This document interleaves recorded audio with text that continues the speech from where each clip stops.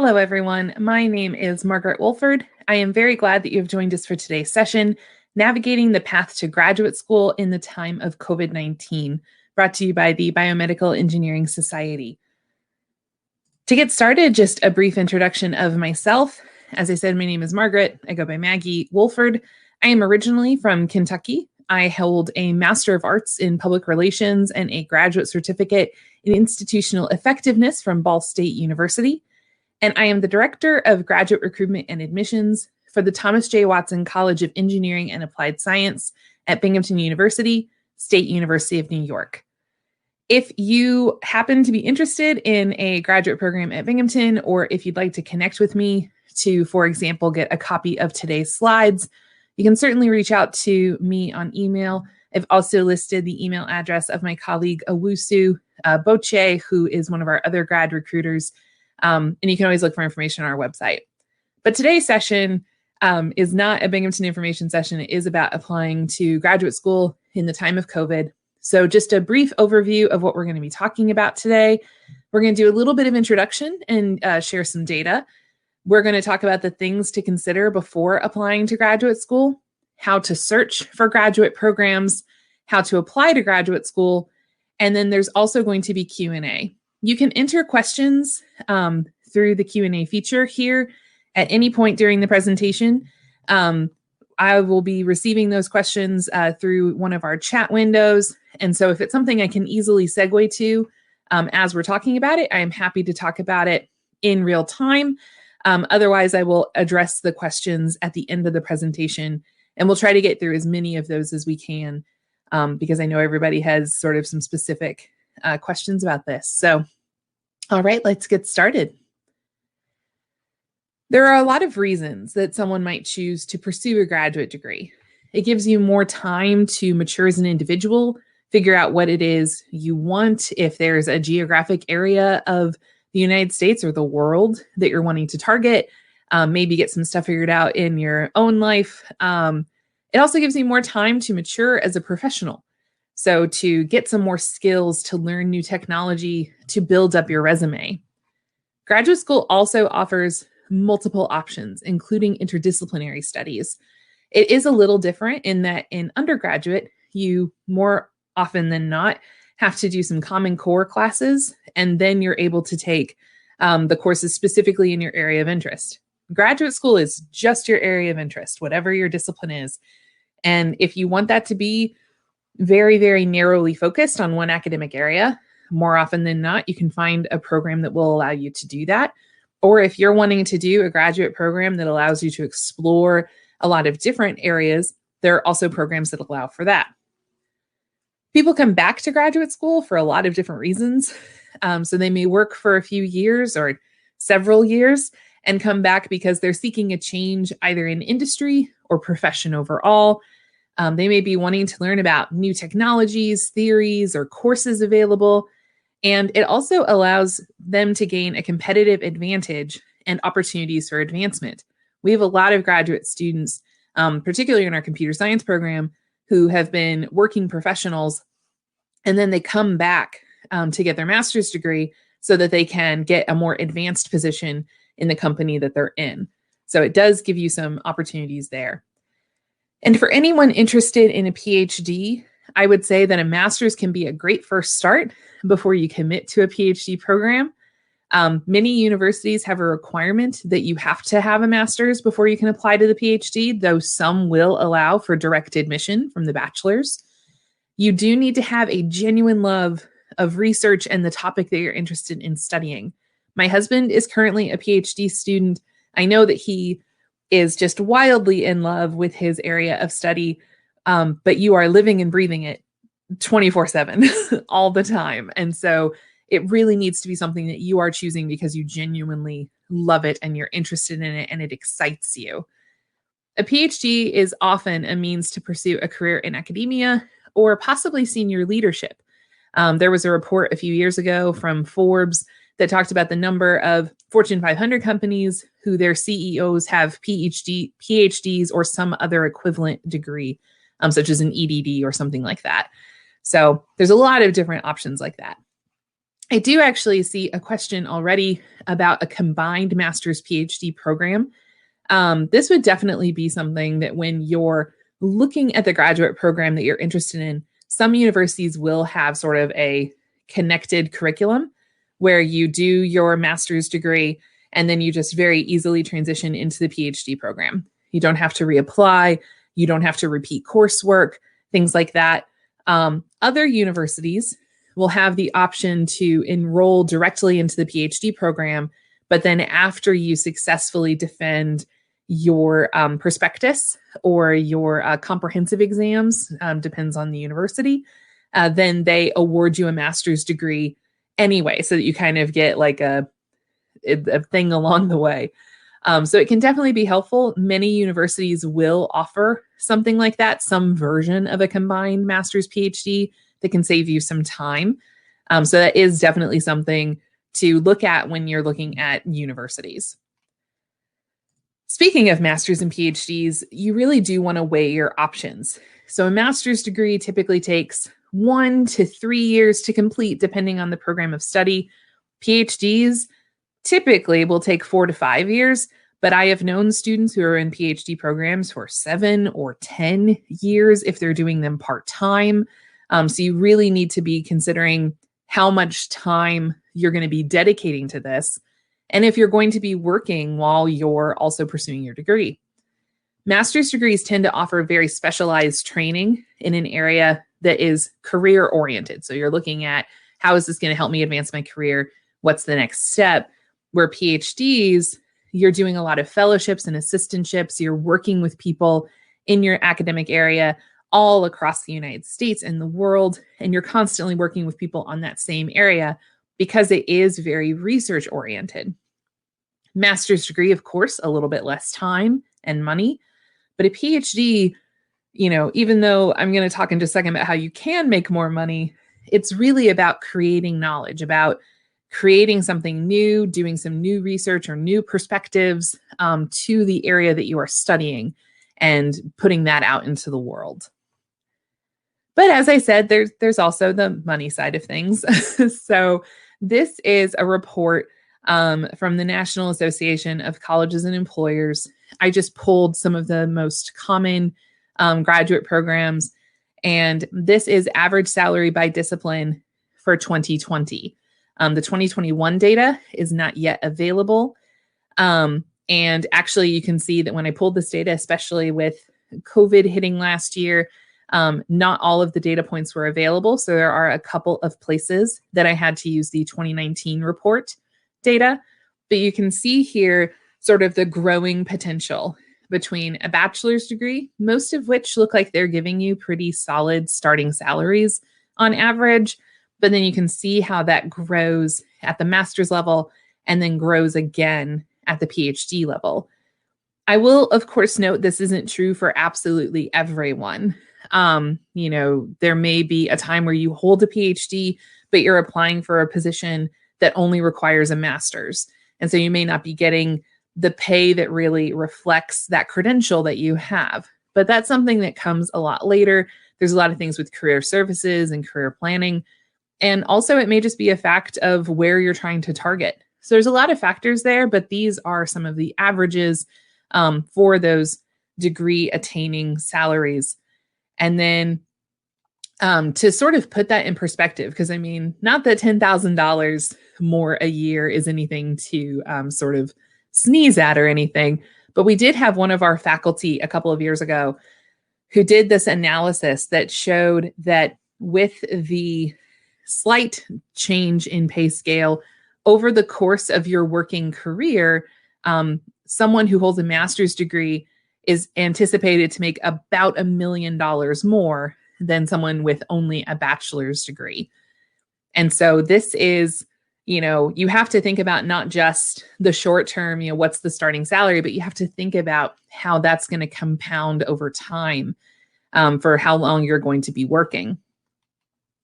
You can also see here some data from the U.S. Department of Labor.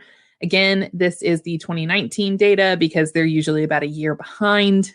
This was made available in September of 2020. And you can see that for every degree attained, your chances of unemployment go down. So, if someone has not graduated from high school, they have a much higher chance of unemployment.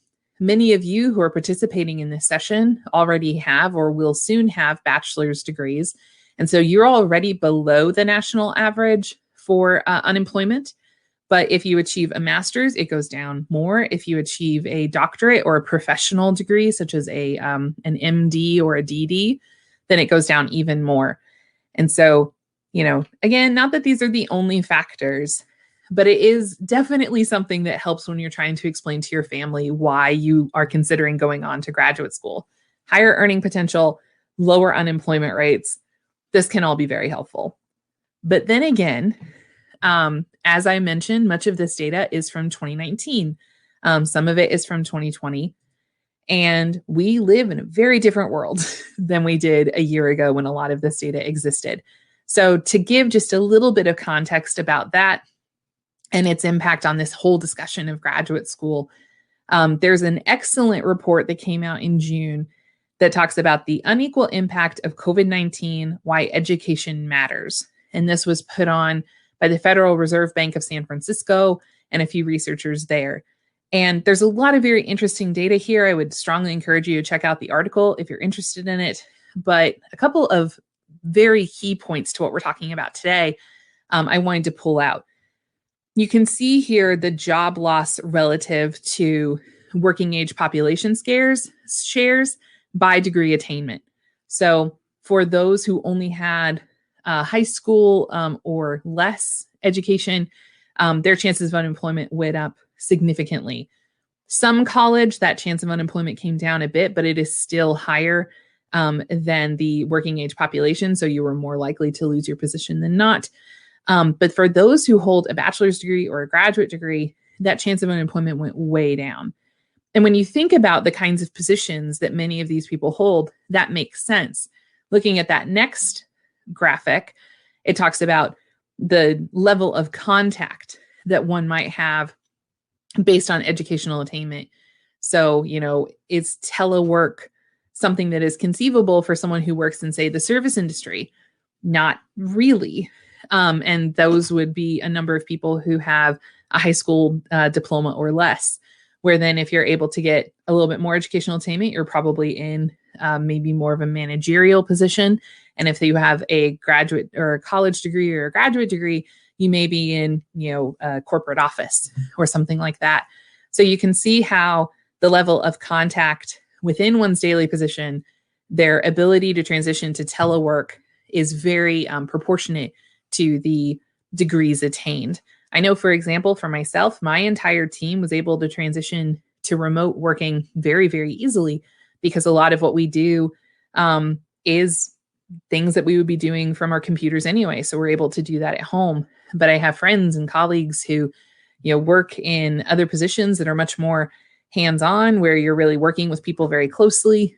And that just wasn't able to transition to telehealth. Or telework, excuse me. So these are just some points to be mindful of. And especially as we continue in today's presentation, talking about specifically applying to graduate school in the time of COVID-19 and the impact that that's having on graduate admissions, this will just be something to bear in mind. So with that, let's really jump in to the process of applying. So you would have a personal assessment. And I've got some text that doesn't seem to be showing up here. Let me try one more thing here. There we go. Wonderful. So for the personal assessment, there's just a few questions that you should really be asking yourself before you make the transition to graduate school and you start applying.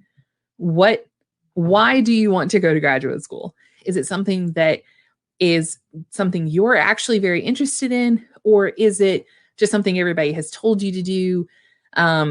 You really need to be considering why it is that you're doing this. You're going to have to write quite a few times about why you've chosen to go to graduate school. And so if your answer is just, my parents encouraged me to do it, my advisors encouraged me to do it, things like that, you need to have like a reason within yourself for why you're pursuing graduate school. One of the big questions that can help you decide if graduate school is really the right thing for you is whether a graduate degree is necessary for your field. So for example, I mentioned my husband is in a PhD program. He is interested in Byzantine archaeology. And essentially, if you do not have a PhD in that field, it is almost impossible to get a job, whether it's at a university, so the academia side of things, or running an archaeological site. All of the people in those positions have doctorates. So he's in a PhD program. One of the ways that you can sort of differentiate and decide if a graduate degree is really necessary for your field, the tip I usually give is to look on LinkedIn, not for people who have the job you want right out of graduation, but for the kinds of jobs that you're interested in having, say, 5 years from now, maybe after you've made one jump professionally or gotten a promotion or something. And then look at their credentials. Do they have just a bachelor's degree? Do they have a master's? Do they have a doctorate? And that'll give you a bit of a better sense as to whether or not you do need a graduate degree to achieve the position that you are interested in pursuing. You really have to think about what you offer a program. This would mean everything from unique experiences that you've had, either in your personal life or in your academic pursuits, perhaps internships that you've done, unique perspectives that you're bringing into the program. Graduate school is, as I said, a bit different than your bachelor's. In the bachelor's, a lot of times you are sitting and people are talking at you. In a master's program, and particularly a PhD program, there's a lot more of group think happening, where you're bringing in your own perspective, you're talking about your interpretation of a text or a problem, and you're coming up with solutions together with your professors instead of them just sort of putting everything into you. So you need to think about what it is about the things that you have been through and your perspectives that are unique that you could bring to the program. And again, and especially right now, one of the questions is whether or not now is really the right time to go to graduate school. There are a lot of students who had applied for fall 2020 who have pushed their admission to fall 2021 because of all the uncertainty around COVID. There's also a lot of people who, think, okay, I think it's time for me to go to graduate school. And then something happens in their personal life. Maybe they need to be closer to home to help care for their parents. Maybe they have found out that they're going to be themselves a parent. And so they decide that they need to adjust their schedule a bit. Some people will push through no matter what on the timing, and others will say, I need to be at a particular place if I'm going to take this on. And again, that can also play into if you're going to be working while doing your graduate studies or if you're going to be a full-time student. So as you're working on this process, one of the things that you need to be mindful of are deadlines and timelines. So this would be application deadlines, of course, whether that's for the application to the university or their funding application deadline, but also the timelines that you're going to need to put everything together. If all of your deadlines are scattered between, say, December and February, you need to be considering when you're going to ask for letters of recommendation and when you're going to tell professors they need to be in the system. If you need to take an exam, such as the GRE, you would need to allow time to take that exam, possibly to do some test prep courses, maybe even to give yourself time to take it more than once in case you don't achieve the score you want. There are just a lot of factors you need to be mindful of when it comes to timing. As a rule, I tell students if they're interested in graduate school, they should really start looking at least a year before they plan on applying. But I've also had students who come to me very quickly after commencement and they say, I think I want to go to graduate school. I've been thinking about it. And so they apply over the summer and then they enroll in the fall, and that works out fine. So it's not something you absolutely have to do super far in advance, but I strongly recommend it, especially if you're looking to apply to universities outside of where you got your current degree, and if you're hoping to get funding, because many funding decisions can be made quite early in the process. So just, again, something to be mindful of as you're thinking about the timelines for when you're going to be putting all of these materials together and trying to put together a good application packet. And so with that, we're going to talk a little bit about how to search for a graduate program. I know when I was looking at graduate schools, I just went into Google and put in like graduate programs in, at the time, history. I've had an interesting path. And it's like every university in America has a master's degree in history. And so sometimes you are looking at a very specific academic discipline where only a few universities are going to have it, which makes your search a lot easier. And sometimes you're looking for something like an MBA, which almost all universities have. And so you have to figure out some of those differentiators.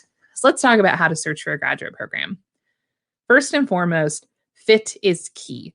You need to find a university that fits your needs academically, that is going to be in a place that geographically fits the needs of your family, if you're moving with your family. And it just needs to be somewhere that you can be comfortable and successful for the years you may be in a graduate program. You know, we have at Binghamton a large number of international students who come from India to live in upstate New York for 2 years for a master's degree. So they get to deal with snow for the first time. And that's something that they say, I can deal with it for 2 years. It's fine. But if you're looking at a PhD program in particular, or a combined master's PhD, you're talking about years of your life, possibly 5 or 10 or whatever. And so you have to be thinking about, is this somewhere I can stay and that I can be successful, that I'm going to get the support that I need, that I'm going to be in a good community, all of those things. There are a lot of ways you can find out some of that information, looking at demographics on the website, doing research about the community. But one of the best ways you can find this out is to talk to current students that are in the graduate program. If you reach out to a department or a university, they should be able to put you in touch with current students in your program of interest and then get you connected that way. Secondly, talk to your faculty, especially if you're in one of those academic areas like biomedical engineering that is quite large, but also growing very quickly. It's really good to be talking to your faculty to say, like, I know lots of universities offer a degree in biomedical engineering, but I'm really interested specifically in, let's say, tissue engineering. Where would you suggest I look? Because they're going to know people who work in the same discipline that they do. They'll be able to make some good recommendations for where current students have gone and been very successful, that kind of thing. So they're a wonderful resource, and I would strongly encourage you to take advantage of talking to them about those options. What I usually suggest doing is making an Excel spreadsheet or some other kind of list of the programs,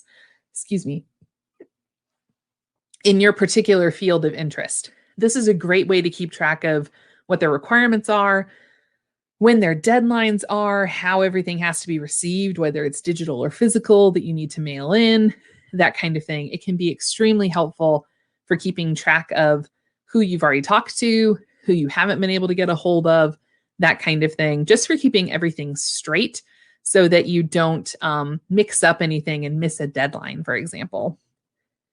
And finally, a couple of pointers for contacting a graduate program. First of all, I would strongly recommend looking at the website of any university that you're interested in pursuing before you do anything else. So I get a lot of students who reach out to me on email and they say, oh, hi, I found your contact information on the website. Do you have a master's degree in computer science? Like, yes. Like, what questions do you have about the graduate program?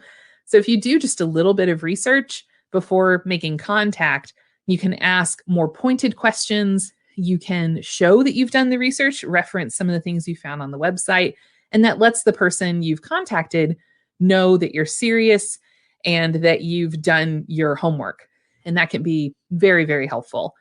I would also say that when you're looking at the university website, more often than not, there is going to be some designated recruitment person, whether it's like mine, where I am the recruitment director of recruitment for the specific college. All of our departments have graduate directors who are in charge of recruitment. We have a university-wide office of graduate recruitment. Any of those would be fine to reach out to. An office that may not be best to reach out to would be, for example, undergraduate admissions, because you just looked for an admissions contact, or the university's general line, which is going to give you essentially a call center more often than not. It's just very helpful to have done the work to know who you need to contact. And it's perfectly fine to reach out to more than one person, to maybe reach out to a few people and copy others, that kind of thing.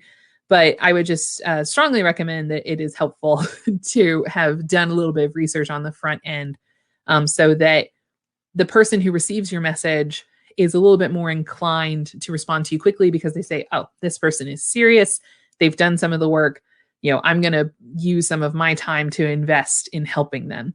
And that can make a really big difference. A couple of other pointers, especially as you're preparing to apply to graduate school, and these come directly from our graduate directors. So we got them together and we just asked them, what are some tips that you would offer to people applying to graduate school? So here are a few of those.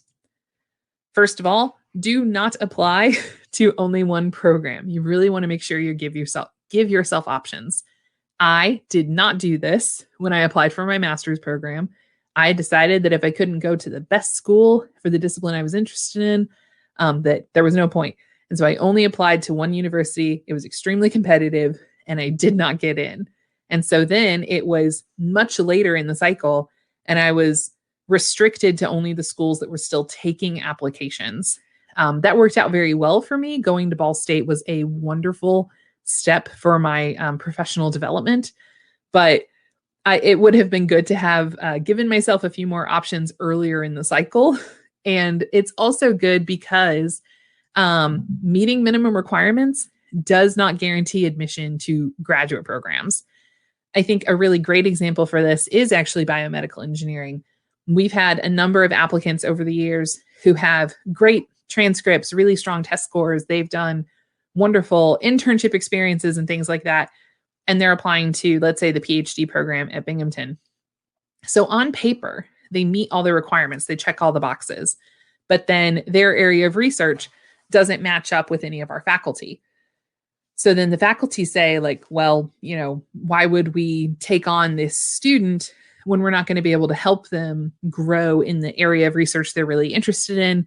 Or especially, why would I, as a faculty member, give research funds to hire this student if they're not even interested in working in my area? So again, I talked about how fit is key. This is one of those factors as well. You need to make sure that you have an academic fit with the department, and then also that you meet the admission criteria. So that can be very helpful. I know that I was just talking about pointers for contacting the graduate program, and part of why I talk about that is because many of our graduate directors reinforced that your application should not be the first contact you have with the department. So whether you've connected with someone on email, had a phone call or a Zoom call, done research on their website, filled out an inquiry form, whatever, if the department knows about you, it can really help in the review process for your application to see, how you might fit in to their graduate program, to maybe understand some of your circumstances. So let's say, for example, that your GPA is a little bit lower than some of the other students we might have historically admitted, but you have a very specific context for that. Maybe you started college, had a really rough, first couple of years, but then you switched majors and sort of found what you were really interested in and what you were good at. And then things have been on this upward trend. That's actually a pretty common story. It's something that we see a lot of our students have experienced. And so having that context allows a professor to say, oh, I remember talking to this student. I'm not going to automatically sort of move them over to this less desirable or possibly rejection pile simply based on their GPA, because I know the context. And so that can be extremely helpful if there are any particular parts of your application that might be a little bit weaker and need some assistance. And it's also very helpful, especially if you're applying for a PhD program. More often than not, you need a faculty member to have already agreed to take you on as an advisee. And so there needs to be a connection and a match there. And so if you've already been in touch with them, when your application comes through, that faculty member says, I'm interested in taking this student. We've already been in touch. I would vote to move their application through for admission, that kind of thing. So it can be very helpful, and just make sure that you've connected in some way so you can get your questions answered. So with that, we're going to go through the pieces of a typical graduate application. Some of these we're going to go into a little bit more detail about in a second, but I just wanted to run through some of those very common pieces of applications and try to talk a little bit about the potential impact of COVID-19 on those pieces. So to start, you're going to have to do an actual application. Almost all of these are online. Every once in a while, there's still a version that you would need to print and complete. But more often than not, these are online. That really hasn't been impacted by COVID. This is where it's asking for, your name, your email, your mailing address, like all that kind of stuff. So pretty straightforward, not a huge impact there. Official test scores, and there are a lot of them. You could do the GRE, which is what many master's and PhD programs would require. GMAT is if you're looking particularly in like finance or business. MCAT if you're looking at medical school. DAT if you're looking at dental school, on and on and on. There's a lot of different official exams depending on the kind of graduate program you're looking at. So how has this been impacted by COVID? So most of the tests do now have an online offering rather than having people physically come in and be in a small classroom and take an exam that's stressful enough already without having to have a mask on the whole time and know that there's potentially someone in the room that hasn't been doing what they should be doing. Most of these tests are now being offered online, but it's also important to note that many universities and graduate programs are waiving the GRE for the 2021 cycle. Now, as I note here, these policies can vary even within the same university. So for example, all of our master's programs in the College of Engineering have made the GRE optional. So if you'd already taken the GRE and you had really high scores, sure, put them in the system. It might help to elevate your application overall. But for many of our PhD programs, the faculty have said that they still want this score. So they're encouraging those students to take the tests online. Now, again, this is just something that's going to vary. So you really want to be in touch with the university or the department to understand what their policies are. Because people have been trying to put updated policies on the websites, but I would say that's been with mixed results. I've seen some universities who have stuff that's just updated constantly, which is great, and others that have made no changes to their website. But if you go to one particular form, you might find that information there has been updated. So it's just good to be in touch in advance to understand what those policies are. We will also need transcripts from all universities you've attended.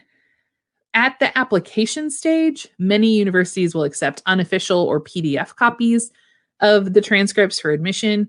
But more often than not, you will need to provide like final official sealed transcripts as part of your enrollment process. So it's just something to be mindful of, that you can use unofficial to get started, but you will probably need the physical transcripts when you're actually starting your graduate program. And when I say all universities attended, I do mean all. Like I studied abroad in my master's program, and I had to get those international transcripts when I was applying to graduate school. So you want to be very mindful of getting all the documents that you need for that. When it comes to your personal statement, it's very unlikely there's going to be a lot of changes due to COVID. I'll talk a little bit about, how to write a personal statement in just a minute. So we'll sort of leave that for right now. Resume or CV. I would strongly, strongly encourage you to connect with your career service office to see how you should list any telework, remote projects, virtual conferences, things that you've done that, you might just need to list a little bit differently because everything's been done virtually.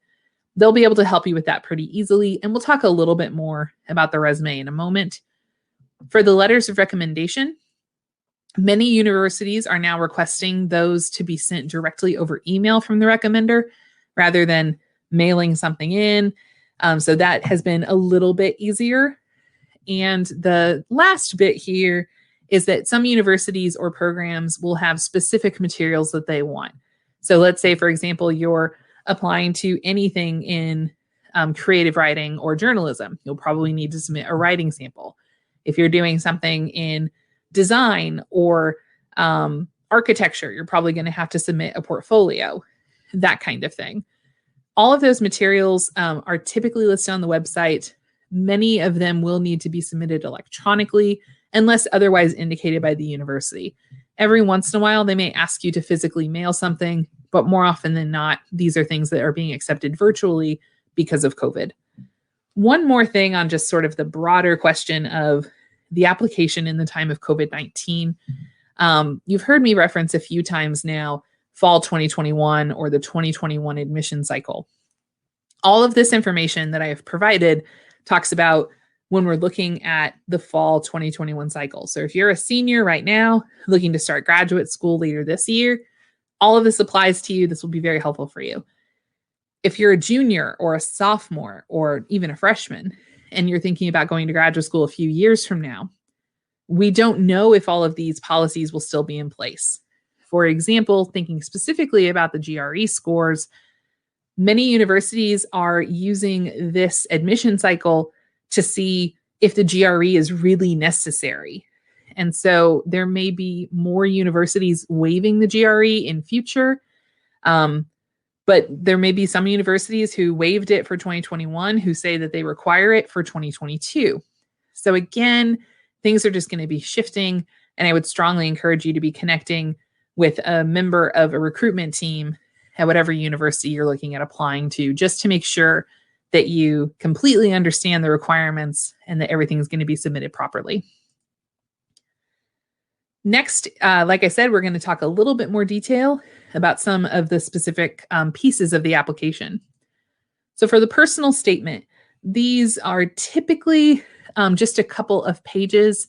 I know our university tells master's students 1 to 2 pages is fine, PhD students 3 to 4 pages, but I've also had students who have submitted like 10-page statements of purpose or personal statements. And that is just too long. Unless the university specifically tells you to submit something of that length, I would strongly encourage you to pare it down a bit, just to make it more manageable, because multiple people will have to read it. And so it's very helpful if it's a little bit more contained.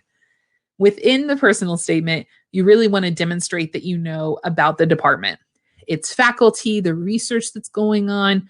And then from there, you really need to show how the program's curriculum, those faculty, the educational objectives align with your personal and career goals. So first you're saying, I am aware of these opportunities at your university. Here's how they fit into my long-term goals. That's extremely helpful, and some of those, like I said, are quite short. I mentioned the number of people we have who come into computer science who are looking for that credential so they can get a promotion at their job.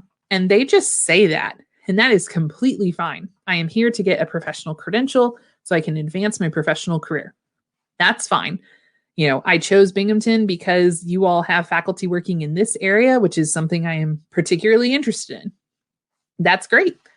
But when you're applying for a PhD in particular, this can be a little bit more involved. I'm interested in working with this faculty member because I've read on their research in this topic. I want to work with them because I think that they will help prepare me for a life of research in this area, that sort of thing. If you have spoken with faculty in the department, those connections are very good to mention in your statement of purpose, especially if you've talked to someone who's agreed to be your advisor. You just want to sort of name drop in this document and try to make it clear that you have been connected with the university.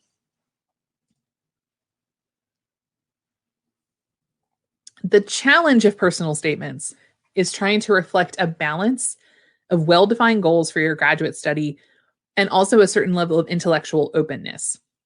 So I say this, my example is that we had a student a few years ago who applied to Binghamton, and they said, I want to work with this faculty member because they're doing research in this area and it's just a perfect match and there's no one else I'm interested in and this is what I want to do. And if they had been in contact with us in advance, we could have told them that that professor was retiring. And so since they made it very clear that they were only interested in working with that faculty member, nothing else interested them. When we connected with them about their application, we told them, you're unlikely to be admitted because that faculty member is retiring. And then the student had to sort of recover and identify other faculty that were of interest. So that can be something that is a big problem, especially if you're applying to like a larger graduate program that doesn't do those individual follow-ups. They may just say like, oh, they're only interested in working with that faculty member. Well, he's leaving, so reject the application. So you really want to make sure that you're not pigeonholing yourself too much. More often than not, there are going to be faculty within a department that are doing collaborative research. So you might talk about multiple faculty that are working in the area you're interested in, or you might say, you know, while this is my primary interest, I also find the research that's come from this faculty member of great interest. You know, it's a new field that I would be more interested in exploring, that kind of thing. Personal statement too, and this should go without saying, but have someone proofread it for you.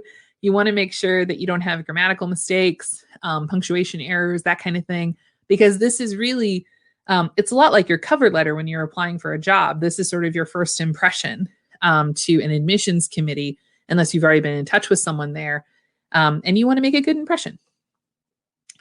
So next is the resume or CV.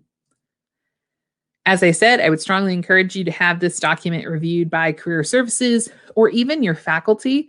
I love the career services offices that we have at Binghamton. But you know, when it gets into especially a CV that may be several pages, depending on everything you've done in your academic studies or internships you've held or whatever, they're a little bit less prepared for reviewing such documents. They really like things to be formulaic, one page, all that kind of stuff. So it's very good to share this with whoever is going to be the best reviewer for what you need. So especially if you're applying for a PhD program, I would encourage you to have, you know, maybe your academic advisor review this document to make sure that you've, you know, listed things properly as people within the discipline do, and that you've got everything listed in the right order, that you're not missing any parts, things like that. So it can be a big help. Next is if you don't yet have a resume or CV, which I'm sure many of you already do, there are innumerable templates online. As I said, though, many of those kind of follow this single format of like a one page, maybe front and back, but usually just front. And it's, you know, these are the 5 things you should include. And they all sort of start to look the same. So I just wanted to mention a resource. The Watson College does have some discipline-specific resume templates up on our website. You are welcome to use those, even if you are not a Binghamton student, just to have something that is a little bit more targeted. Because if you're studying biomedical engineering, your resume is going to look different than someone who's studying computer science or English or history or whatever. And so it's good to have something that's a little bit more targeted to your discipline. Just very briefly, I am going to go through just a sample biomedical engineering resume and some of the things that you would want to be sure are included there. So of course, you want to have your name at the top, as well as all of your contact information, easily identifiable, whether that's your address, your email, your phone number, have that listed there. So it's easy to say, this is the person, and if I want to talk to them, this is how I contact them. You want to have an education summary listed, which would include the university you attended, when you graduate or expected to graduate, your major, and your GPA. You can also list here any particular like high-ranking scholarships that you may have received, or if you've done study abroad, or different things like that. You then want to list any of your technical skills important to the discipline. Or in the example of computer science, for example, this may be programming languages, that kind of thing. But it's just good to sort of show those discipline-specific technical skills. You then want to have a summary of professional experiences, including any formal jobs, internships, freelance, and really highlighting major tasks that you've done within each of those experiences or positions. List any leadership positions or experience you have with campus organizations or community organizations, and any formal employment history you can list at the bottom. Yours does not have to look exactly like this. That's completely fine. There's a lot of flexibility when it comes to resumes. This is just being used as an example. Letters of recommendation. Lots of people ask about who should you ask for a letter of recommendation. my recommendation for that is at least one faculty member. And if you are currently working, whether as a student worker or a full-time professional, get your current supervisor to write a letter of recommendation if appropriate. If you haven't notified your supervisor that you are applying to graduate school and maybe leaving, probably not the best way to break that news to them. So it's good to have a supervisor if possible, but if not, most universities are fine. Though most universities will suggest having at least one faculty member. But if you graduated 3, 4, 5 years ago, if you haven't stayed in touch with a faculty member, my recommendation is just to find someone who knows you a bit better. And so to that end, what are you asking for? Like, who are the people that are going to know that? You need someone who can really speak to your intellectual potential and who can speak to their time working with you directly, whether it was in a classroom or a lab or on the full-time professional job. It doesn't matter. They just need to be able to speak to what it's like to work with you and what you bring to a team, what you offer. And when should you ask them? Ideally, I would say you want to give them 1 month in advance, but at the absolute minimum, give them 2 weeks head time because people have a lot of things going on. You don't want this to fall through the cracks, or certainly to say, I need this by tomorrow, because they're not going to be able to write a truly reflective letter of recommendation for you on such a short timeline. So ideally a month, but at least 2 weeks.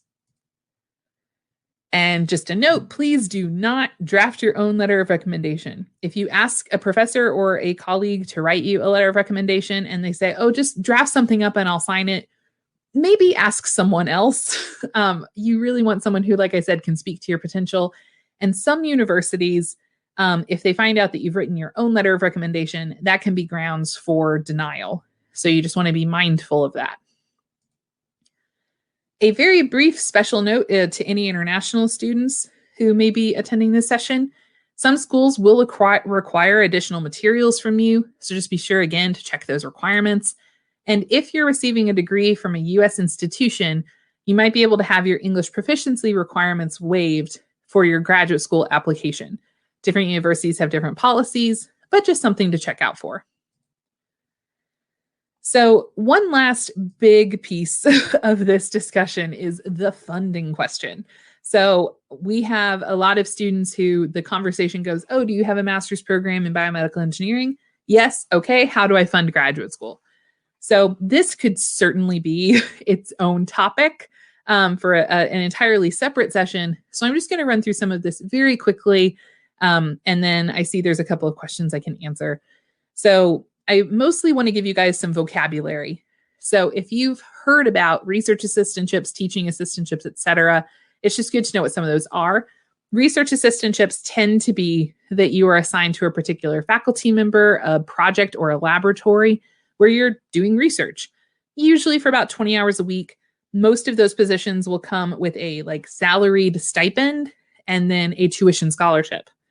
Teaching assistantships. We've all had TAs in, maybe our chem lab that we had freshman year or whatever. These are students who are helping to assist with the classroom, whether it's a lab or they may be covering a class while professor's gone, things like that. Again, usually a salaried stipend and a tuition waiver or a tuition scholarship. Graduate assistantships tend to be more like administrative positions where you're working about 20 hours a week. It depends on the position. But it is like a staff position, but at a shortened number of hours. This was actually the kind of position I had to pay for graduate school. I worked in the graduate school at my university in recruitment. And so it was really a wonderful experience for setting me up for the career that I wanted. I was able to list it on my resume as true professional experience, but I only worked for 20 hours a week.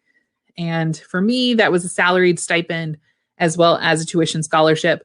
But sometimes graduate assistantships in particular can be hourly positions. So just be mindful of that when you're searching stuff on the website. There's also external funding. And just a note, if you tell a university that you have external funding, they love you because no one has to find money for you at their university. So we're going to talk about how to search for that in just a second. But it is just something else to be mindful of.